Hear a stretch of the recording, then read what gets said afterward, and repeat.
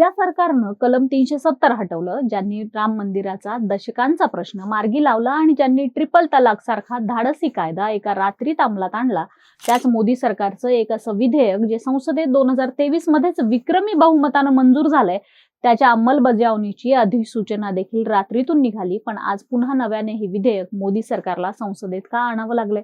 भाजप स्वतःला महाशक्ती म्हणवून घेतंय असं असताना काल मांडलेलं नारी शक्ती विधेयक ना मंजूर झालं.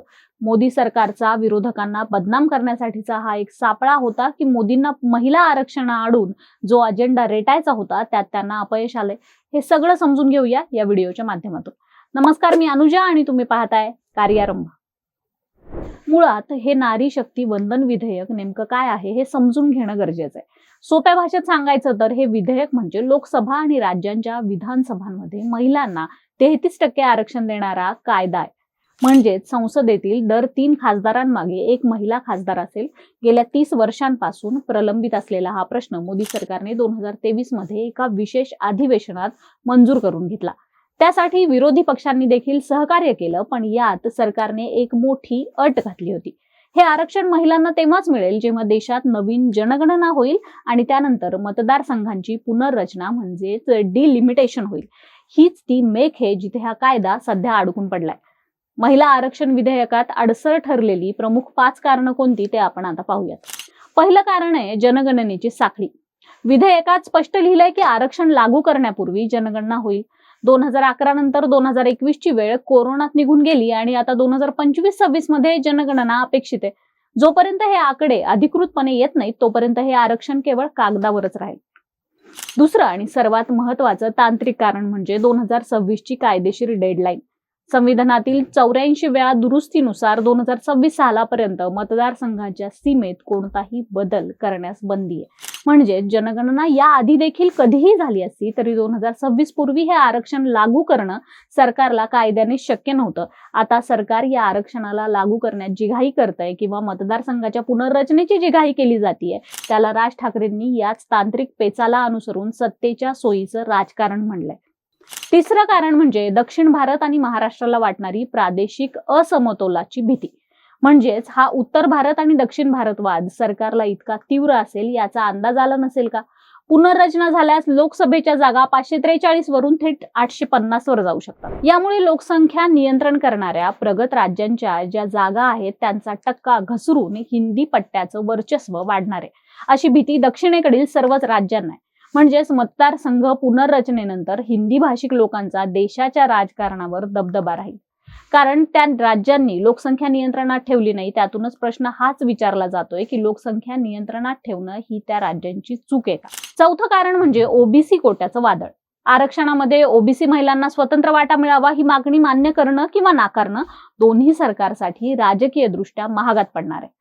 गेल्या 5 वर्षांपासून ओबीसी आरक्षणावरून अनेक राज्यांच्या स्थानिक निवडणुका लांबलेल्या आहेत. आणि 5वं सर्वात महत्वाचं कारण म्हणजे मोदी सरकारचा हा पहिलाच असा निर्णय ज्याची अंमलबजावणी सरकारला तातडीने करता आली नाही. 370 किंवा राम मंदिराच्या वेळी दिसलेला सरकारचा धडाका यावेळी मात्र कुठेतरी कायदेशीर कचाट्यात अडकलेला दिसतोय. नारी शक्ती वंदन विधेयक हा महिलांसाठीचा मोठा सन्मान नक्कीच आहे, पण काही प्रश्नही दुर्लक्षित करून चालणार नाहीत. हे विधेयक खरोखर महिलांचं सक्षमीकरण करणार की मतदारसंघांच्या पुनर्रचनेचा हा एक मोठा राजकीय डाव आहे? 2023 साली कायदा मंजूर झाला असताना आता पुन्हा नारी शक्ती वंदन हा कायदा का सरकारकडून चर्चेला बाहेर काढण्यात आलाय?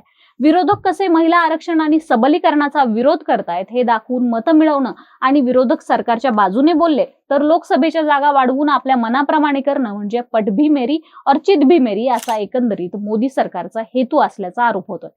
लोकसभेतील विरोधी पक्षनेते राहुल गांधी म्हणाले, महिला आरक्षणाच्या कायद्यात बदल करण्यासाठी सरकारने आणलेले घटना दुरुस्ती विधेयक हे संविधानावरील एक आक्रमण होते आणि विरोधकांनी त्याचा पराभव केलाय.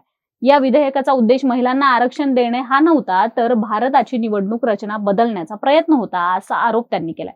पंतप्रधान संसदेत महिलांना आरक्षण देण्याबाबत खरोखरच गंभीर असतील तर त्यांनी 2023 चा कायदा आणावा म्हणजे विधेयक आणावं.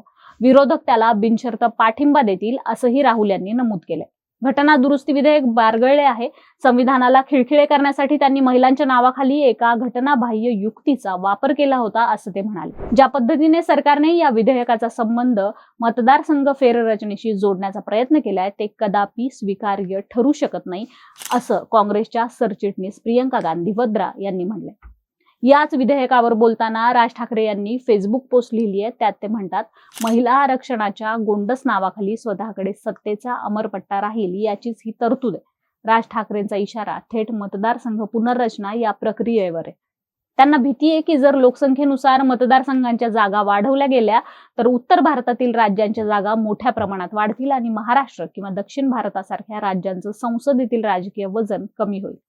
महिलांना सन्मान देण्याच्या नावाखाली राज्यांच्या अधिकारांवर गदा येऊ नये असा त्यांच्या या पोस्टमधील मुख्य सूर आहे. तर या विधेयकाचं समर्थन करताना केंद्रीय गृहमंत्री अमित शहा म्हणाले, काँग्रेस आणि विरोधी पक्षाची मानसिकता ही ना महिलांच्या हिताची आहे ना देशाच्या. काँग्रेस आणि त्यांच्या मित्र पक्षांनी हे अत्यंत महत्वाचे विधेयक मंजूर होऊ दिले नाही. महिलांना 33% आरक्षण देणारं विधेयक फेटाळून लावणं, त्याचा जल्लोष करणं आणि त्यावर विजयाच्या घोषणा देणं हे खरोखरच निंदनीय आणि अकल्पनीय आहे असे शहा यांनी नमूद केले.